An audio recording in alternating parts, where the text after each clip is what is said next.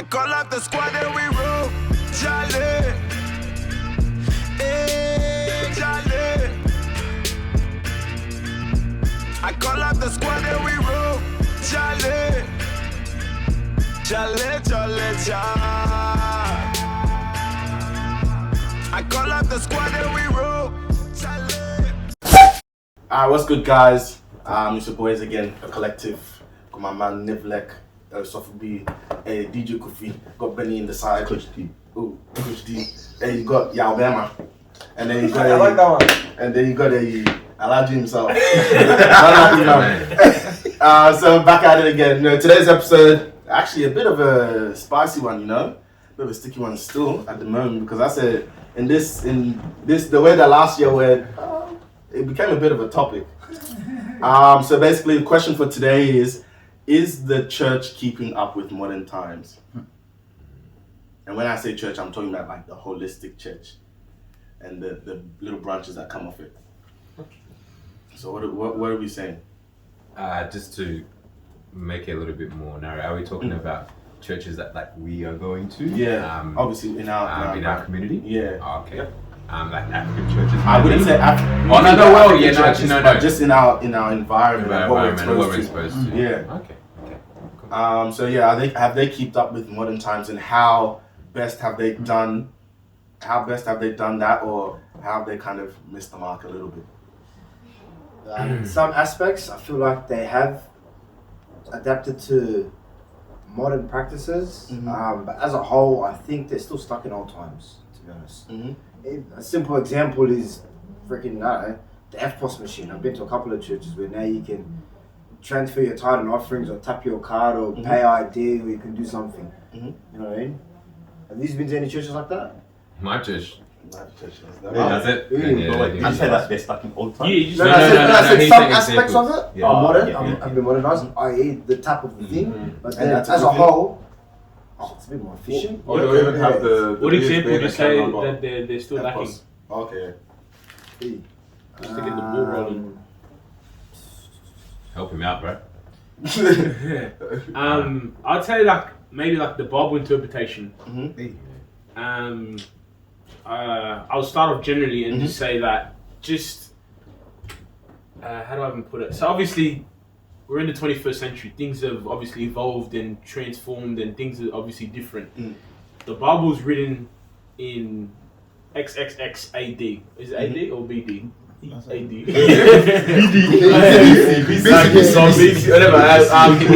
Before Christ. Please, he's not a grammarian, so no, he's not before Christ. So obviously, after death.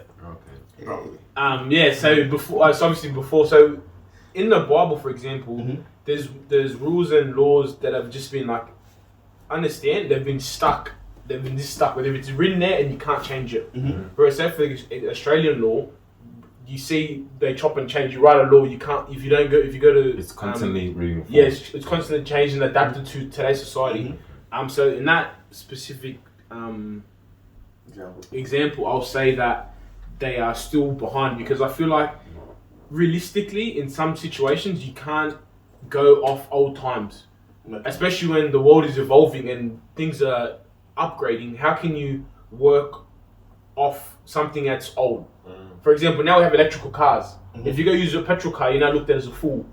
But when you're driving an electrical car, it's You with the times. Yeah, you're with the times. Yeah. But if it was the other way around, people are like, "Whoa, what's he doing with electrical car and stuff like that?" So I feel like in some I'll get into detail obviously with examples, but there's some things where I feel like we're just still in the past, and it needs to be.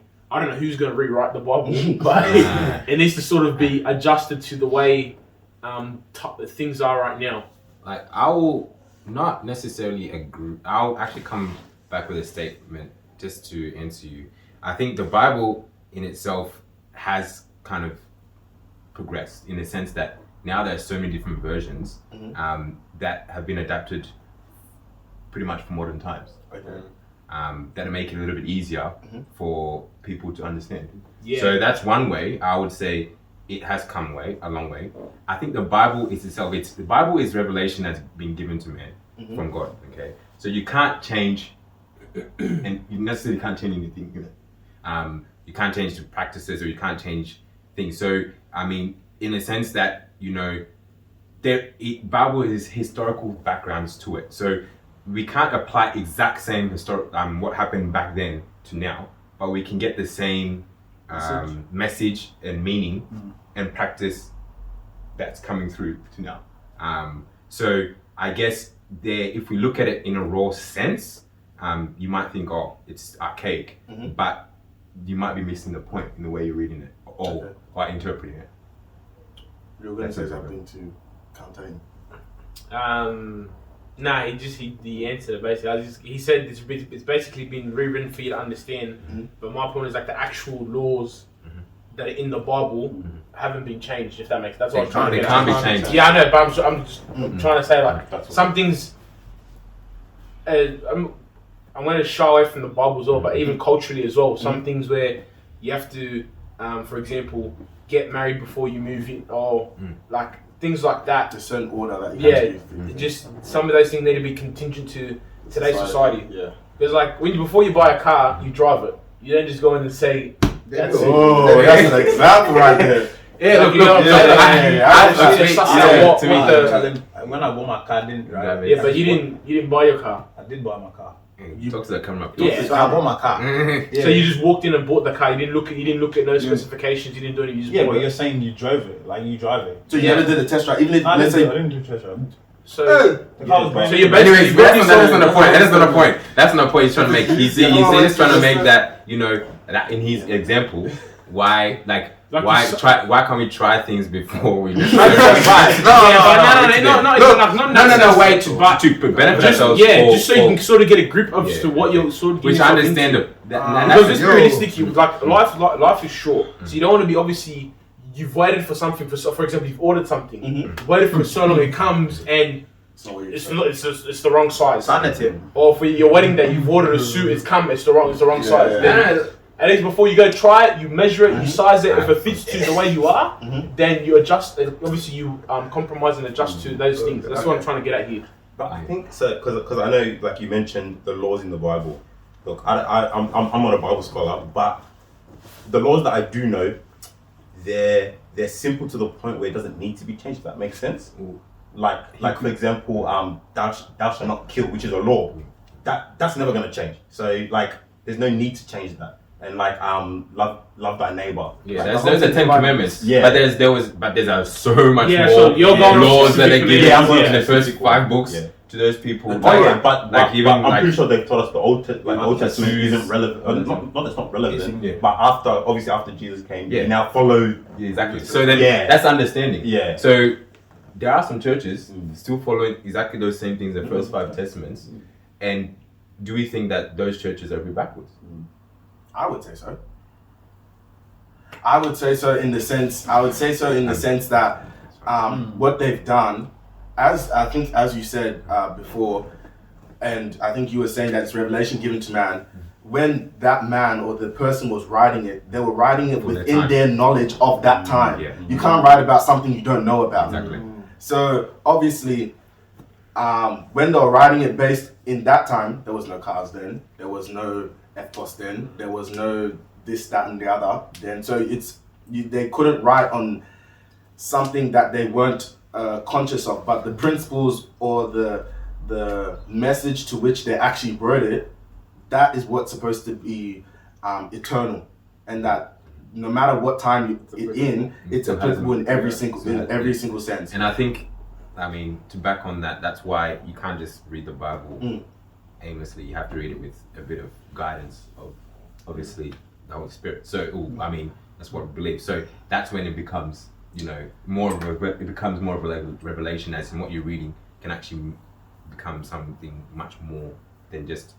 But I will say, when obviously the question is, has the church kept up with modern times? I would say the church as a whole hasn't kept up with modern times. Okay. Why I say that is because it seems like in today's church, or what you find as the majority being considered the church, they've kind of majored on the minors and minored on the majors. Okay. So at the end of the day, the church is supposed to be relationship with God. But then some way, somehow, we've taken the smaller aspects of the church and made it such a major point that it's almost become novelty amongst those who we claim that we're trying to get into the church. Yeah, it's true. Yeah. My perfect example is when this whole different versions of the Bible and stuff like that, there are also different versions of church.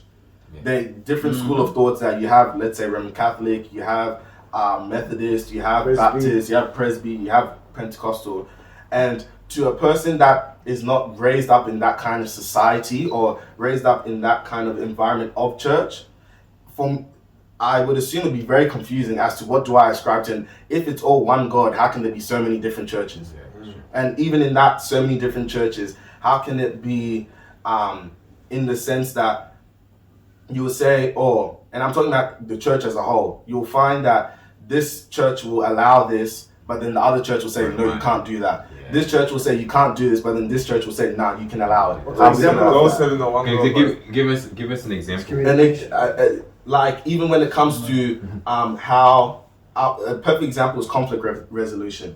Okay. At the end of the day, church is not made for perfect people.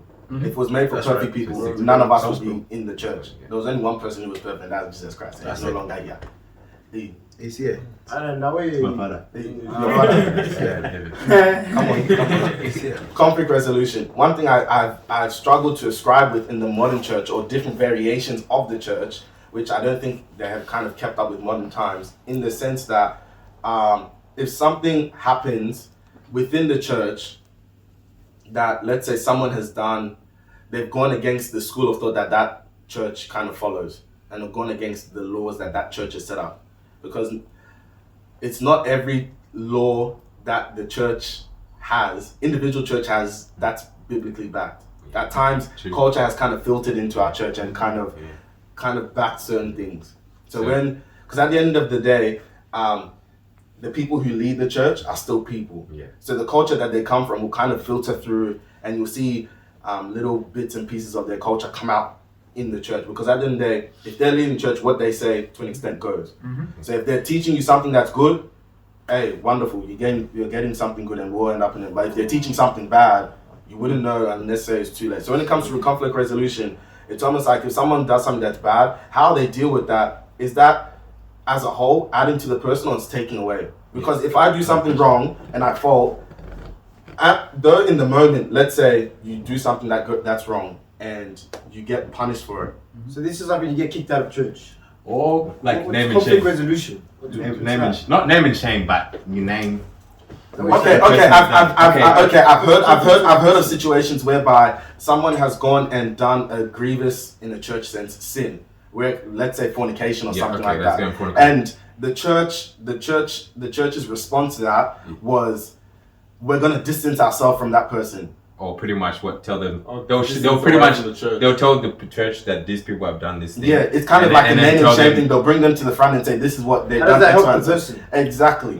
So my point to that is, as a whole, if we're saying we're supposed to be saving these unperfect people, how does that help that unperfect person? What church does that? If you're being told, What church does that? Yeah. oh, so there's plenty of churches, so I Have you don't done know. the Catholic Church? I don't know. I've never been in a Catholic church, but I'm just saying. What like? You haven't heard it. You haven't heard it. There's a church church that excommunicate well, yeah, like just know there's a church that does It's the it, but we're church. not going to- The Catholic Church is excommunicated. oh, actually, the Catholic church does Yeah, excommunicate. they Yeah, excommunicate. excommunicated. Yeah, they What's excommunicate. that? When you get Why? kicked out, You they sack don't you come out. back. Forever. So the church will sack you. Oh, you just gotta have a church. How are you meant to repent and? Alright, so I'll try. I'll try and The You can't kick someone out of church. Anyway, let's let Deacon Benson come and Pick talk. what does church Oh stand my for? God. You kick someone out of church. Yeah, completely, not even He's coming to explain. He's Come coming to to explain. Look, I think I got a lot of hits like that. I think the best way to put it is that even with suspensions, there's a process. So we see the last stage of it, and that's the public name and shame. When normally, and this should be across the board, it doesn't matter what church you are. As the universal church. Yeah, this is scriptural, so it should be across the board. When the person first sins, the first thing that you're supposed to do is that whoever the individual is. So if, let's say Kelvin's a church member, he knows that I'm fornicating. Kelvin's supposed to come to me and come and tell me that I should stop what I'm doing. That's the first step. That's scripture. The first step is church member coming. Yeah, you can. When Kelvin comes and I'm like, see, so I'm just gonna keep doing it. Mm-hmm. Then Kelvin has to then tell a church leader Mm-hmm. to then come and talk to me. Mm-hmm. Church leader comes and says, hey, look, blah, blah, blah, this is what we've heard. I want to hear from you. What's the situation? If that situation, we're encouraging you to stop. They'll pray with you. They'll go through the motions. When you then abuse that and you keep going, that's when it becomes the holistic church, and that's when we all see that process where they call the people's name in front. So what I'm saying is, there's no teacher here. That you're raising your hand. Oh, I'm just saying. What if it's like you've done one literally mistake that it's for everybody? Like, say for example, you go and impregnate somebody else. That's one mistake. Some three-step process has been disappeared. Okay, exactly. So like, is it some people literally that one mistake has changed their whole world around, and it's on show. Okay, why do those people still okay? Because the thing is, right, realistically, that person may have only had sex once, and they got a baby from it. That's all it takes. And that's all it takes. And then there's people. There might be people. There might be people in the church having sex who are not married. Multiple times. Every day. I mean, thousands. Something like so. How then do we contrast that? And then why is the one that it's publicly you can see they've got a baby? Why are they getting then shamed as? I guess it's a matter of what you see. I guess. I think if you can hide it, I think there's 2 points. The one you can see. I think the two is where I'm now coming to agree with the statement that's made, in the sense that for me personally, I think that gossiping should be suspension. Okay. Cool. Yeah, I think lying should be a suspension. Okay. I think stealing church money should be suspended. I don't think it should just be a matter of going to live with someone, having a kid. Just quickly, when you say lying and all that, is that like including white lies? Bro, there's no white lie. I like black lives. That's why, like when I stand there, I will tell you I'm not perfect. Why? Because we all tell the white lies, but we try to make it as if this category of lies. And this is where I have a problem with churches that use what you can see only as the cause of suspension. Okay, cool. Micro cheating and cheating, they're all cheating. They're all cheating. Okay. For me, it's a blanket. Okay. All sin is sin. There's not a differentiation of sin. So it comes down to against the spirit. Well, the differentiation there is what you see. Unfortunately, when a woman has a kid, that's something you physically see, and then the church is quick to like that person's gone. Okay. But then, like you're saying, we might have another group of church members who, like you said, been having sex. They just got lucky. They haven't had a kid yet, and they're just living there. And with that, unfortunately, because they don't, God will work. So God will deal with the situation. But I would wish that those people too get suspended. That's because judged. You get judged by the preacher, by the pastor, and then the whole congregation. As well. That's why. Wait, why do that have to be? Already they're struggling. Okay, so why can't it be just between? So it goes back to what now. What was the reason? What was the reason? It goes back to what I said. At the end of the day, there's a process, right? But things like... Why are you leaning so... Sit back and don't... But why did that have to be presented in front of the... Like... Okay, so going back... going back a steps. Let him... Before too many questions. No, So why... But that's not every church. So let's be mindful. That's not everywhere. So that's not everywhere. But going back... Isn't it... Sorry. Isn't it in the... Didn't earlier you said, isn't it in the Bible? That's what I'm saying. Yeah, going back a few steps, it's scriptural. So the fact is... Any Bible-believing church who believes the Bible from Genesis to Revelation, because there's some churches that believe from Genesis to Hebrews. Hebrews is in the New Testament. Hebrews. Now, if you believe it from its entirety, then you should agree with that point. Now, going back a few steps with what you're saying, Junior, in terms of why did they have to do it, it's because they've gone through the 3-step process and it didn't work. Not really. No. In certain situations, I'm not saying every situation. If they have done it. But what I'm saying is because as churches we believe in the Bible in its entirety, we're not going to take out a specific portion just because in this time it doesn't relate to a group. So in the Bible it says you have to come in front of the congregation. Yeah, it says you have to be disciplined. It says you have to go and talk. You have to go and talk to the people in private. If it doesn't work, then the person has to be disciplined. And that's why. But if you get kicked out, how do you discipline? No. the discipline. Does that mean what? How does standing in front of a I congregation? mean, right now, to be honest, right now I can't get Can the you scripture, do but I can like open it up for you to see it. That like, and in so many instances, there were so many public displays. Yeah. Even with like the apostles, the disciples, the people who actually followed Jesus. So many examples in which most of them were publicly displayed, and even some went to being excommunicated. So, like I say, I love the fact that, for example, in my church, I love the fact that if a pastor does it, it is near to impossible for you to come back as a pastor. Like That's understandable. If, no. Listen, Not hear me the person that's out. leading the whole congregation. But he's still human. Hear me out.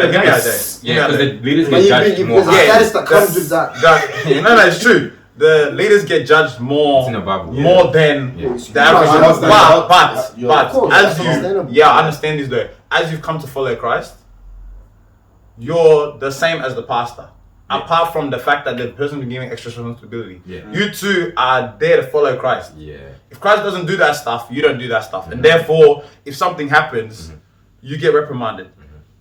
The good thing is for most, well, good thing, but the thing is for most churches, they'll suspend the person. And I don't like using the word sideline because I don't think the person should be put aside and then no one talks to the person, but they'd be sidelined. But for most pastors, you get kicked out and there's no point of return. Why? Because there's that extra burden, there's that extra like pressure on you to kind of make sure that you're doing this. Okay. And the other thing is that for me, I feel like, at least with my church, I'll use my church example, from Sunday school, you're taught these principles. So getting to your teenage years and getting to the later teens and making these mistakes, I'm just using my church for example. Like, if you do that, it means that you just, honestly, you've deliberately decided to blatantly just go against it. Because when it comes to you, like, especially in like certain situations, like I know for me, for example, if it happened to me, I could never come back from it. Oh. Like I could, when I said I could never come back, I don't think I could ever be a worship leader again. Just because, on one basis, because I've been taught those principles, I preach those principles. Okay. There's a principle I talk about. Are you almost missing the fact that you are also a human or a man? Of course. No, but then like the So same you're thing. missing it. No, I'm not missing. No, I'm not missing. I'm missing. I'm That- missing. No. Yes, I'm human, but I'm also a leader in my church. Of course. Who's taking that extra Position responsibility of power. to lead the people. Yeah, okay. So when you're leading the people are looking up to you. I'm Right? saying I'm just saying the point that you can never come back in terms of. Oh, and then the personal reflection. Okay. That's you not- know- that's not like you a- said you saying if you did something like that you can never worship again. No, like when I said the worship lead, not that I couldn't worship. I just personally wouldn't feel like with everything that's going on in my life, I'd come and stand there in my full confidence like I used to and do the same. But Yeah, you're but still- I would. I understand. But I feel like that's. Anyways, but then what is the whole experience of, you know? Even before you answer that, you're saying that on the basis as if like you've done it and then you swept it under the rug. If you've gone through the whole reconciliation and forgiveness process, you should be able to stand back up again. Exactly. Oh, brother. And Everyone, You yourself, no, see, the thing is, yeah, I get that, but I know even certain big pastors, right? The likes of, let's use them, Benny Hinn, for example. Benny Hinn is still preaching, Yeah. but Benny Hinn is not the Benny Hinn of 2000. Of course. Why? Because he went through all those kind of things, and he could never fully come back. Yeah, he's still preaching, but he could never fully come back to that same pinnacle. So obviously, so you're pointing to everyone saying because of whatever sin you may have done. That's you, what I'm you saying. Probably you're not gonna be able to be. Some people won't respect you the way. Exactly, you like, or because whatever, people or judge. you- But why Of does it matter? Of course. Essentially, It's a No, relationship. but it's a It's a personal thing for me.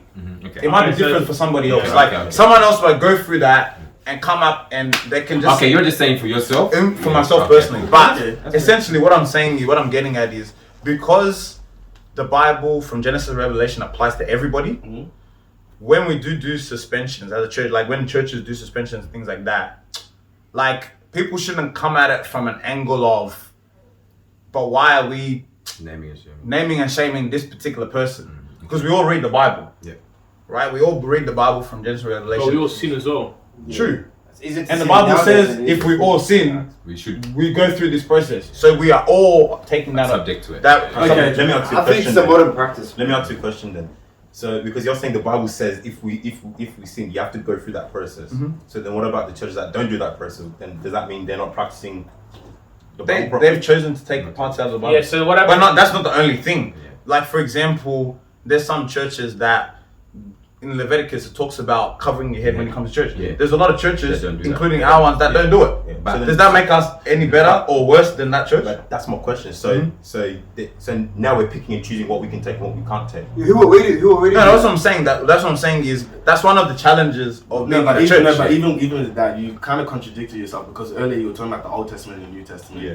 The new dispensation that Yeah. we're under Yeah. is not that it contradicts the old one. Yeah. It's just that the standard to which we are held is not Yeah. based That's on one. that one. The fact that Because you- back in the yeah. day, if you were doing certain practices, like even when it comes to what's it called?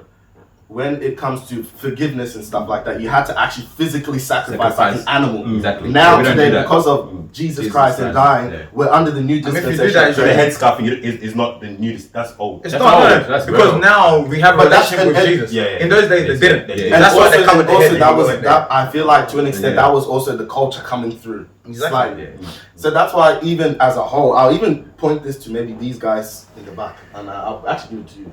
Do you think that, let's say, the whole dynamic or the whole juxtaposition of Old Testament and New Testament, is it still something that you can take as a whole in terms of when it comes to, people will say there's the whole argument of tithing is in the Old Testament and that we shouldn't be tithing now, we shouldn't be giving Tithing. Tithing. The 10%, the 10% factor. 110. That one, yeah, I don't really know, hey, because.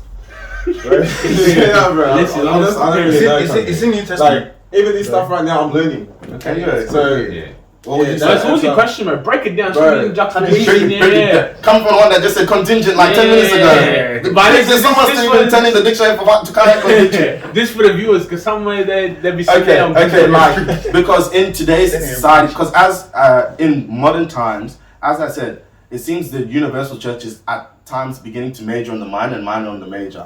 The principles that are supposed to bind us to following Christ in terms of the principles and all that kind of stuff, like loving thy neighbor and doing right so that we all get to heaven, is not being pushed as much as Giving your tithes. giving tithe and all that. Now that's becoming the conversation topic, and using like anointing oil and all that kind of stuff, which all has its scriptural basis. But I think the reason to which that the church was initially founded has kind of been lost in the source now. Of course it is. And so now people are even struggling to see its relevancy in today's society. That what is even the basis of even going to church? If I stay home and pray, Pray, why don't you go? then I've done what I need to do. If I give my offering to the poor person, then I've I don't fulfilled need that to give. scripture I don't apart. need- yeah. Ah, okay. So for Can me, you do that? No. no. I have to be can't, 10% then. No. I think where like Yeah, and also it's just free will. I think for me where the tithing thing kind of comes into its relevance Your now. weekly earning? Let's not have two conversations.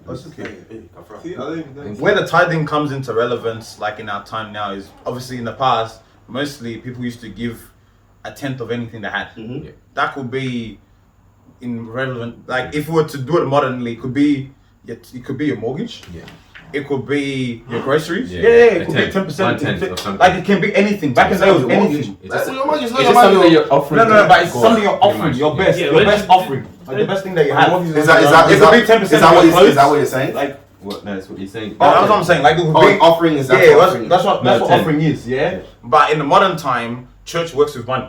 Yeah. So if you bring 10% of your clothes, They'll 10, like it. 9 times out of 10, we can't your pastor buy will the show you. clothes. Nine Yeah, times they're gonna out say of you can't 10, pay. it's communicated. If you bring 10%, but if you bring 10% of your groceries, Yeah, you can someone's gonna look at you and be like, But "Master, why? we don't need that." Yeah, but why? Yeah, no, that's what I'm saying. Because back in those days, Yeah. that's what they needed to run. Yeah. You didn't But need now- money. Yeah. But now the church works on money. I understand that, but the Bible doesn't say give 10% so we can run.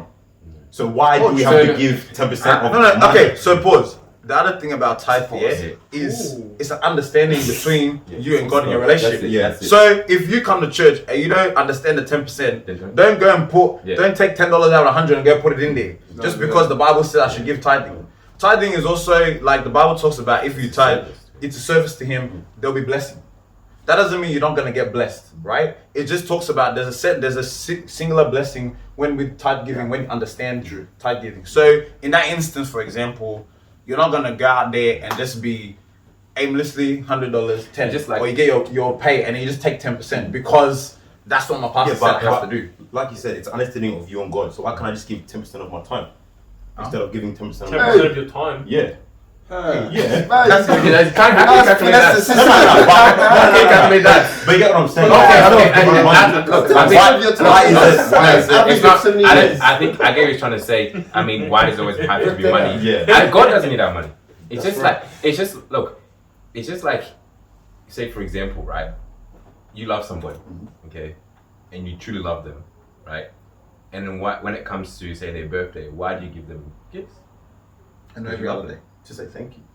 To say thank you. Oh, to say like you love them. Thank you You love for. them. Yeah. So it's literally because you love somebody, Yeah. you do it. It's not, don't think of it as a directive in order, like something that you have to do. No. I understand what you're Yeah. saying, but what I'm saying is even because I love somebody, like for example, I'm on your birthday, I'm not gonna give you a present. I might just call you. But Okay, that's the same love. So yeah, exactly. But So I why mean, is it money? Why can't we, like, for example? No, because But okay. he just explained that tithing wasn't just money. Oh, so it's not just, It wasn't yeah, just it wasn't. money. But why is it now? Yeah, that's because my for question. example, Bible says bring like a tenth of your earnings to the storehouse of the Lord. Yeah. Right now, the storehouse has now become the church. In the modern times, storehouse is the Yeah. church. How does the church run? Yeah, on money. So for that reason, Yeah. we've substituted everything else Yeah. for money.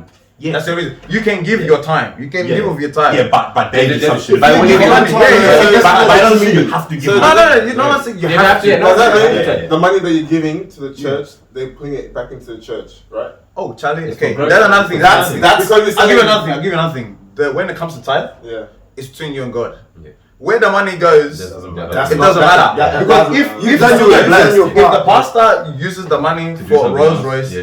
he's gonna get that judgment when he gets to Yeah. heaven. That's not your problem. Your problem is, If you don't give God, it to I'm God. giving you this Yeah. $10 out of my 100. This is the But best I have. sure, if you give all the money to. But that's not- Yeah, but that's why people. they're saying it's. That's it's- tough. it's- That's yeah. and for me, that's the level of faith. If you knew that what the pastor For example, Yeah, with your money. I mean, sure, that's Nah, what I'm saying, bro. I'll give you an example. I'll give you an example. The But whole hold on, factory before for you 2 talk- hours. But that's the 12 reason why, hours. like, that's why I asked, and that's the reason why Dale's saying it comes to your relationship with God. Because if you have a deep relationship with God, even if you see the pastor roll with the Rolls Royce, you have a relationship with Yeah, God. we went But body. funny Like, enough, strong you. I think in that I'll body a sense, little bit, massa. but in that sense, even if we put this through modern day interpretation, Before you can say holistic. no, even if you put it through a modern day, if just as Calvin said, if you love someone and you say you love God, Yeah. that whole notion of love language, what is God's love language? Giving. Giving. Yeah, but Service. giving's not. Yeah. Giving. And how do you give to God? Through the church. Yeah, but you. But his argument is Yeah. Why? There's so It's- many it's- different ways. Service. But money also. Service is a part of Yeah, it. yeah. It's one part of service. Yeah. Money giving. Yeah. So it could be in many different things in Yeah. where you serve and you show your love. So Yeah. I mean, you don't hone on the fact that if you don't give tithes, Yeah. you're gonna be condemned.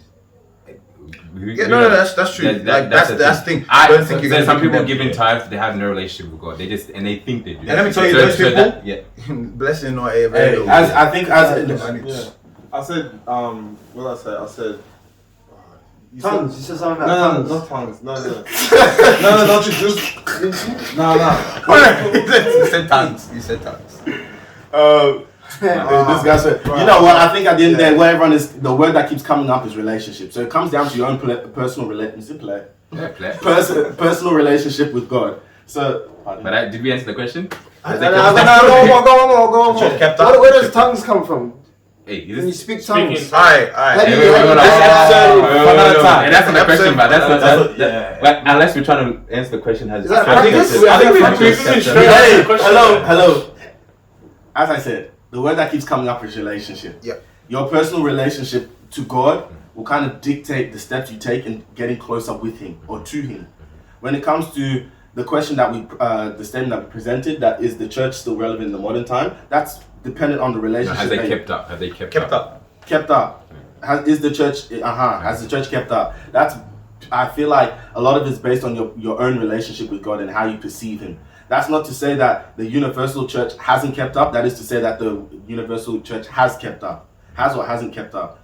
I think in a nutshell, when you go about this walk with God, you kind of have to kind of discern for yourself what you feel like is acceptable and not. But then in saying that, you must have an open mind as to where this school of thought is always coming from. Some you don't always have to accept, but there are some that are actually based on things that will help you be a better, fuller person. So I think in saying that, all of us have shared big points on our little, to and fro and little thoughts on how that comes about. But I think, take it upon yourself. If there's a book that you should read this week, go and read the Bible and then go back. Last point, I think also on that point, before even the Bible thing, the youth can get involved in helping the church become relevant in this time and helping the church move with these times. Because we are, pause. We are essentially we're the future of the church. So the technologies and things like that we know, I feel like we should use that to help benefit the church. We should keep pushing and pressing till those changes are made. Otherwise, the church will become irrelevant and it will not be moving with the times in the future.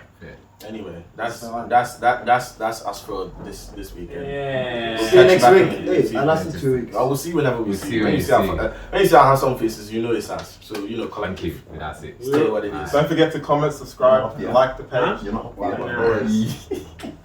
Finish. Okay.